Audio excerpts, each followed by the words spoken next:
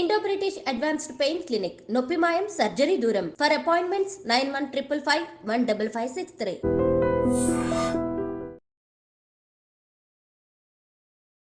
అందరికీ నమస్కారం. నేను మీ ఆయుర్వేద డాక్టర్ చిట్టిబొట్ల మధుసూదన శర్మని. మనం ఈ వీడియోలో సోరియాసిస్ వ్యాధికి తులసి వైద్యం అనేటువంటి చక్కటి అంశాన్ని గురించి తెలుసుకోబోతున్నాం. గత కొన్ని వీడియోల్లో కూడా సోరియాసిస్ వ్యాధి అంటే ఏంటి, ఆ వ్యాధి వచ్చినప్పుడు ఎలాంటి లక్షణాలు కలుగుతాయి, ఆ యొక్క సమస్య కలిగినప్పుడు మీకై మీరు తయారు చేసుకోదగ్గ సులువైనటువంటి క్షేమదాయకమైనటువంటి గృహవైద్య చికిత్సా విధానాలు ఏంటి మొదలు వివరాలు తెలియజేయడం జరిగింది. ఈ వీడియోలో మరొక ఫార్ములాని ఆ సోరియాసిస్ వ్యాధి తగ్గేందుకు మనం తెలుసుకోబోతున్నాం. ఈ సోరియాసిస్ వ్యాధి చర్మ వ్యాధుల్లో రారాజు అంటే అతిశక్తి కాదు. చాలామందిని వేధించి పీడించి బాధించి రకరకాలుగా శారీరక మానసిక ఇబ్బందులకు గురి చేసేటువంటి అత్యంత సర్వసాధారణమైనటువంటి చర్మ సమస్య ఈ సోరియాసిస్.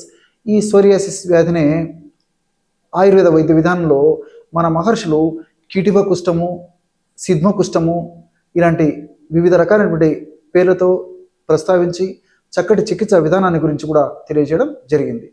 అసలు ఈ సోరియాసిస్ వ్యాధి ఎందుకు వస్తుందంటే, చర్మ కణాలు సాధారణ స్థితి కంటే కూడా ఎక్కువగా విపరీతంగా విచ్చలవిడిగా విశృంఖలంగా అత్యధికంగా విభజన చెందడం వల్ల ఈ యొక్క సోరియాసిస్ సమస్య కలుగుతూ ఉంటుంది. సర్వసాధారణంగా దేహధర్మంలో భాగంగా జీవధర్మంలో భాగంగా కణ విభజన జరుగుతూ ఉంటుందన్నమాట. అంటే పాత కణాలు పోతూ ఉంటాయి, గతించిపోతుంటాయి, కొత్త కణాలు మళ్ళీ ఉద్భవిస్తూ ఉంటాయి. ఇవి శరీరంలో సర్వసాధారణంగా ప్రతి కణంలో జరిగేటువంటి ప్రక్రియ. ఈ ప్రక్రియలో ముఖ్యంగా చర్మ కణాలు అధికంగా విభజనకు గురైనప్పుడు ఆ భాగంలో విభజనకు గురైనప్పుడు అందులో భాగంగా పొట్టులాగా లేచిపోతూ ఉంటుంది అనమాట. కాబట్టి ఈ యొక్క సమస్య వచ్చినప్పుడు చర్మం మీద పొట్టులాగా పొలుసులు కూడా లేచిపోతుంటాయి. ముఖ్యంగా ఈ యొక్క పొట్టు లేచిపోయేటువంటి పరిస్థితి ఇందులో ఉంటుంది. కాబట్టి దీన్ని చేప పొలుసుల వ్యాధి అనేటువంటి పేరుతో కూడా పిలుస్తూ ఉంటారు అనమాట. ఈ యొక్క సమస్య తల నుంచి కాళ్ళ వరకు ఎక్కడైనా రావచ్చు, పిల్లల నుంచి పెద్దల వరకు ఎవరికైనా రావచ్చు. అదేవిధంగా ఈ యొక్క సమస్య దేహంలో చర్మం మీద ఒక భాగంలోనే లేకపోతే కొన్ని భాగాలకే పరిమితం కావచ్చు. కొంతమందిలో మరి దేహంలో ఎక్కువ శాతం కూడా పరిమితమైనటువంటి అవకాశం ఉంటూ ఉంటుంది. అంతేకాకుండా మానసిక ఒత్తిడి, అదేవిధంగా సీజనల్లో మార్పు జరిగినప్పుడు, అట్లే కొన్ని రకాలైనటువంటి ఆధునిక కృత్రిమ రసాయన ఔషధాలు సేవించినప్పుడు ఇలాంటి సందర్భాల్లో కూడా ఒక్కొక్కసారి ఈ యొక్క వ్యాధి మరింత ఉధృత రూపం కూడా దాల్చేందుకు అవకాశం ఏర్పడుతూ ఉంటుంది.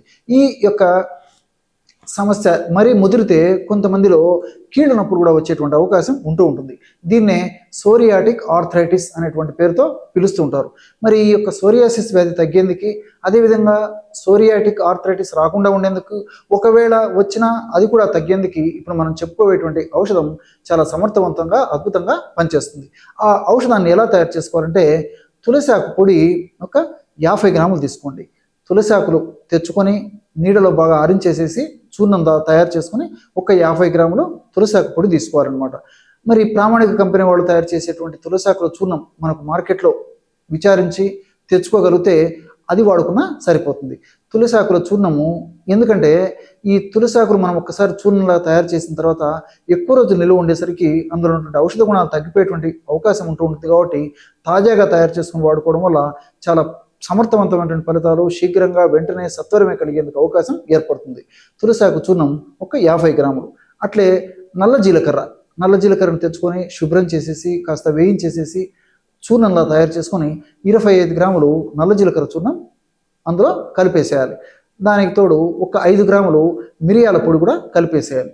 తులసాకు పొడి 50 గ్రాములు, నల్ల జీలకర్ర చూర్ణం 25 గ్రాములు, మిరియాల పొడి 5 గ్రాములు.